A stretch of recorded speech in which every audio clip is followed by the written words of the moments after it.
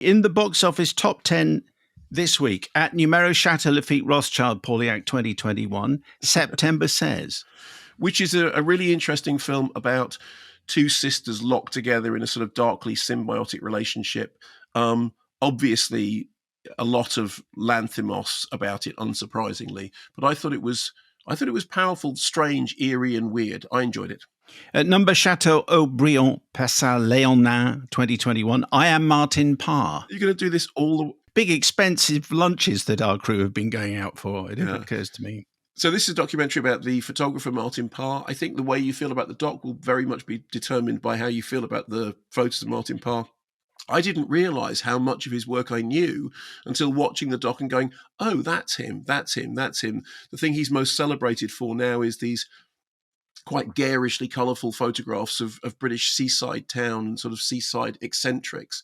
But the documentary goes right back to his early black and white social realist work and kind of puts the modern work in context. I found it quite eye-opening stuff. If there are any sommeliers, that's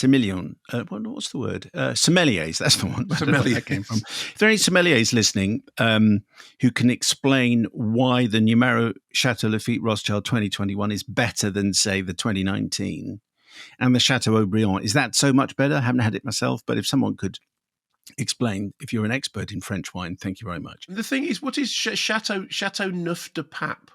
Is that something to do with the Pope? Yes, it's the House of the Nine Popes. There was a story where 9 popes all got together and they had wild craziness between them and it was illegal. And so as a result of that, they made wine together.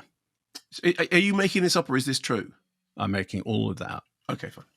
Chateaubriand is a steak, but Chateau Aubriand, Passat Léonin is a wine, 2021. So if someone could help, that would be very good. Number 10, by the way, Moana 2. Yes, not Moana, Moana 2, which, as we say every week, was designed to go straight to streaming and then did very, very well in cinemas. And I know loads of people who've been to see it with their young kids and the kids have loved it. Number 9 here, number 8 in America is Chava. So this wasn't press screened. This is an Indian Hindi language historical action film. It's done all right. As I said, it really just depends on what gets screened and what doesn't. If it gets screened, we will review it. Number 8 in the UK, number 12 in the States, A Complete Unknown, a SAG-winning performance from Timothy. Somebody sent a photograph of Bob Dylan, indeed, wearing the black leather with the puce green shirt that Timothée Chalamet was sporting at the SAGs, as if to say, it might be a bad fashion decision, but it is an authentic fashion decision. Very good. If I had that shirt, I would wear it on this podcast right now so that everyone could see how spectacular it looked. But I haven't, so I won't. Number 7 is Sonic the Hedgehog 3. Followed, as our producer pointed out, by I'm Still Here at number 6. I'm Still Here, I think, is remarkable. Sonic the Hedgehog 3 is still here. I'm Still Here is a really remarkable film. It's a true story. It's told grippingly and engrossingly. It has a fantastic central performance and a wonderful score by Warren Ellis, who is one of my favourite composers, who obviously usually works with Nick Cave, but in this particular case has done it himself. And I thought it was a really powerful movie, a really great central performance and a marvellous score. Aidan in Ealing, just writing to echo Mark's fulsome praise of this magnificent film. There are so many aspects of I'm Still Here I want to write about, but we'll leave it to the scene that you played when Mark reviewed the film. The shadowy security service thugs' studded arrival at the house is one of the most affecting sequences I have ever seen at the cinema. Rather than the smashing in of doors that we are regularly fed nowadays with yells of "Clear!", there is an almost polite affording of dignity shown to the family in the early interactions, but this does nothing to leaven the feeling of disquiet Rubens, Rosa, and the viewer feel as these visitors acquaint themselves. These men grant Rubens the opportunity to go upstairs and change for his deposition as his carefree children mill around in their beach gear, unaware of the sinister, life-altering presence in what was minutes earlier a house of love. Walter Sallis has given us an hour in the company of this family and their friends and left us uplifted by their interactions and hopes for the future, which makes this home invasion all the more distressing. As he changes shirt in the bedroom, Rubens is crept up on by his blissfully unaware daughter, who asks if she can borrow a garment to dry off with, not knowing what we know. This is heartbreaking cinema as father gazes at daughter and pretends all is well. It turns to horror in the blink of an eye as we become aware that they are not alone by the presence of a militia goon hovering by the nightstand. Not sure if I could sit through those scenes again. Great work. Cheers, Aidan and Ealing. Yes, and a brilliant performance by Fernando Torres. And there's a scene which is also in the trailer when the family are having their photograph taken by a newspaper, and the newspaper photographer says, "Can you not smile?" And the character played by Fernando Torres says, "Why? No, we will smile." And there's this kind of defiance in the smile that which is then that image is in the trailer. And that scene is incredibly powerful. Seeing a family smile under those circumstances as a kind of act of defiance is so powerful. It's so well observed. Number 5 here, and in America, Mufasa, the Lion King. I think that we both feel the same way. It's okay. It's done well, though. Yes, it has done well. But I think it's the least Barry Jenkins of Barry Jenkins films, but it does still have at least a trace of him in it. The Monkey is at number 4. Now, here's the really interesting thing. Numerous people got in touch with me to say, Mark, The Monkey is not an 18 certificate. The Monkey is a 15 certificate. And this really baffled me because I was convinced that I had looked it up because I read out the BBFC guideline. And for some reason, when I looked at the 15 on the BBFC website, my brain saw 18. And I was figuring out, okay, why? Am I going crazy? Did I look at the number 15 and see 18 because I'm old and tired?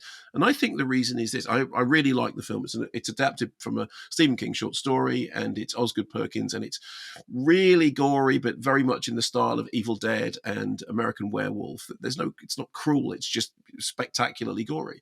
And I think that part of the old me that grew up in the 80s at the kind of time in which this sort of film would have been impounded by the police and prosecuted under the Obscene Publications Act and hauled through the courts through the video nasties thing, just can't get my head around the fact that nowadays this is a 15. Honestly, young people, what a time to be alive. I mean, Can I just say, I haven't, that I watched The Substance until the final 40 minutes. Yeah. And I thought, okay, I'm going to watch the final 40 minutes. And I regret that decision, and I lasted 10.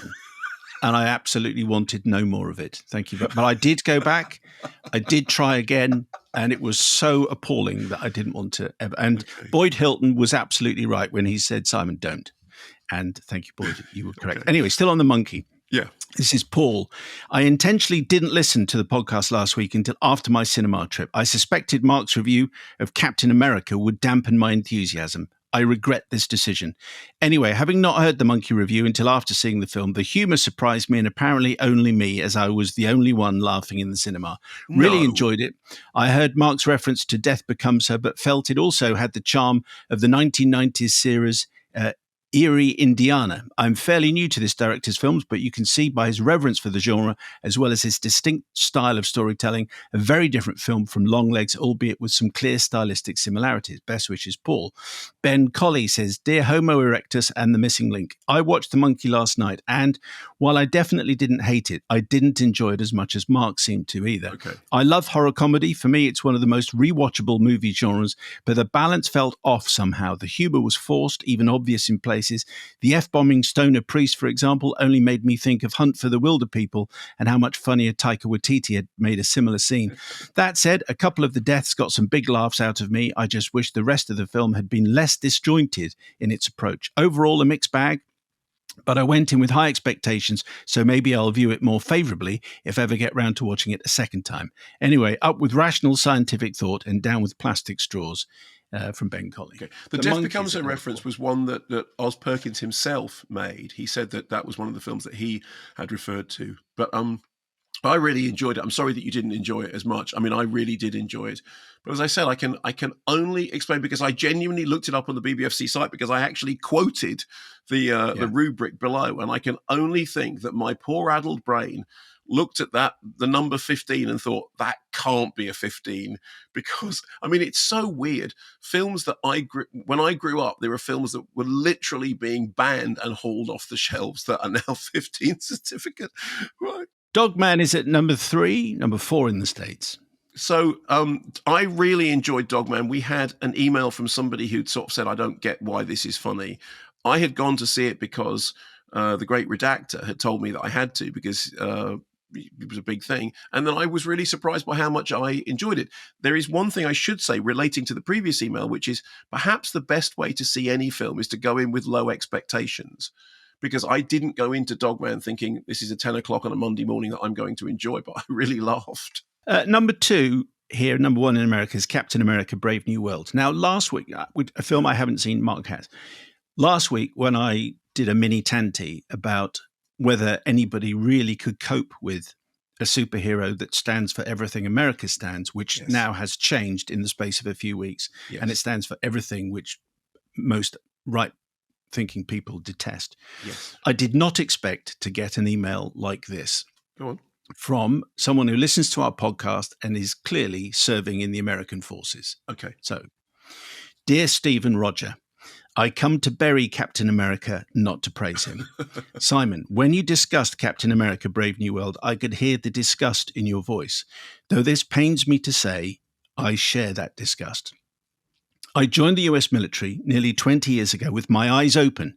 I knew the horrible things that the United States had done in the past and would likely do in the future, but I believed, maybe naively, that if good people who believed in the same values as exemplified by Captain America, honestly, yes, striving for justice and helping, I think it means honesty, striving for justice and helping those in need, stepped up and served with honor and dignity, we could help push the US towards that promised land to which I believed we were striving.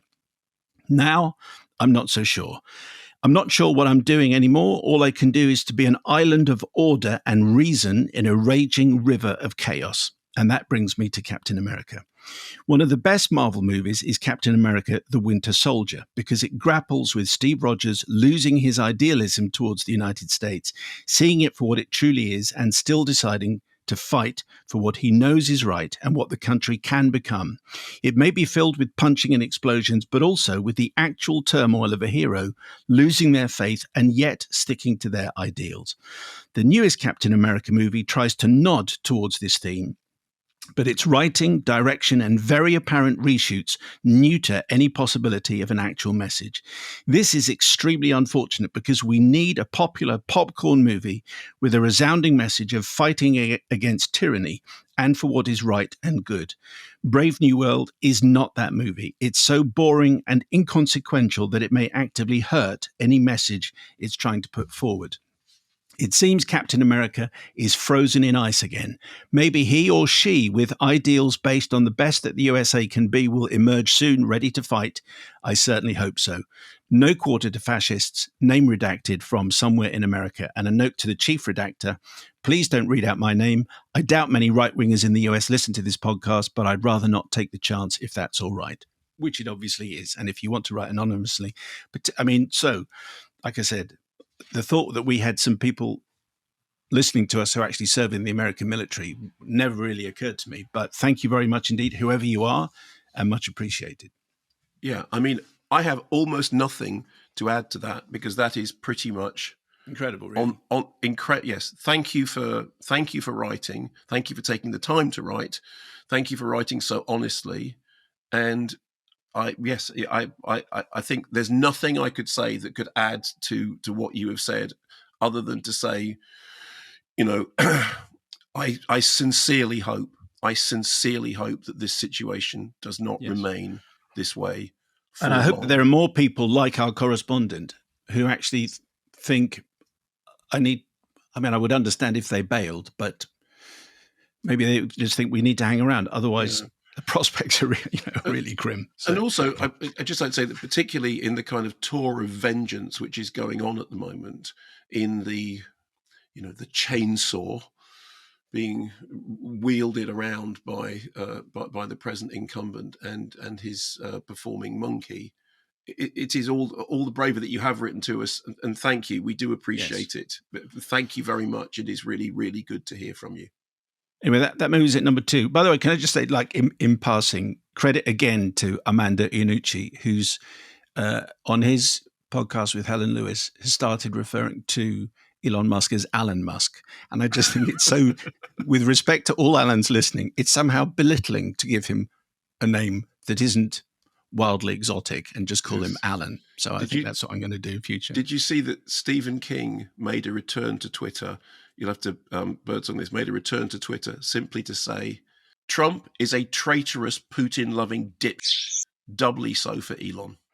Stephen King, he's a genius. Anyway, the UK number 1, and it's not anywhere in America because it went straight to streamers, is Bridget Jones' Mad About the Boy. Which I enjoyed very much. I cried, I laughed, I thought it was a total mess. I mean, like a kind of a real train wreck of a film in terms of the way it was structured. But it got me in the feels, and I spent the last 25 minutes of it crying like a baby, and I love nothing more than a good cry in the cinema.